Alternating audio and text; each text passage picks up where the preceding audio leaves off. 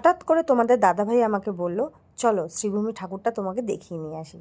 শুনে তো এত আনন্দে মনটা ভরে গেছে কি বলবো। আর আর চারিদিকে এত আলো, তার মধ্যে আমাদের একটু বাজার কলকাতার কাজ ছিল, তাই সেখানে ঢুকে একটু শপিং করে নিলাম। নিয়ে তো সোজা চলে গেলাম আমরা লেক টাউন শ্রীভূমিতে। সত্যি যখন আমরা গেছিলাম সেই দিনকে খুব ফাঁকা ফাঁকা আমরা ঠাকুর দেখেছিলাম। দিনটা ছিল দ্বিতীয়া, তাই জন্য এতটাই ফাঁকা ফাঁকা ছিল। তো যাই হোক, তো আমরা সোজা ঢুকে গেলাম শ্রীভূমিতে। আর যেতে গিয়ে শ্রীভূমির যে এত সুন্দর সুন্দর লাইটিং হয় সত্যি দেখার মতো। তার মধ্যে আমার বাবান খুব বায়না করছিল ঘটি গরম খাবে, তাই ওকে কিনে খাওয়াচ্ছিলাম, খাওয়াতে খাওয়াতে নিয়ে যাচ্ছিলাম। তারপরে চলে আসলাম আমরা এই মণ্ডপে। এই মণ্ডপের থিম ছিল স্বামীনারায়ণ মন্দির। খুব সুন্দর মন্দিরটা করেছে, সত্যি দেখার মতন। আর প্রচণ্ড ভিড়ও ছিল, কিন্তু অন্যান্য দিনের তুলনায় অনেক কম।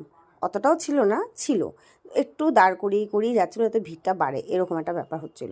যেহেতু আমরা একদম দ্বিতীয়ার দিন চলে গেছিলাম, তাই এই মণ্ডপের থিম ছিল স্বামীনারায়ণ মন্দির। খুব সুন্দর মণ্ডপটা করেছে, দেখতেও যেমন বাইরের থেকে ভালো লাগছে, ভেতরটাও তেমনি ভালো লাগছিল।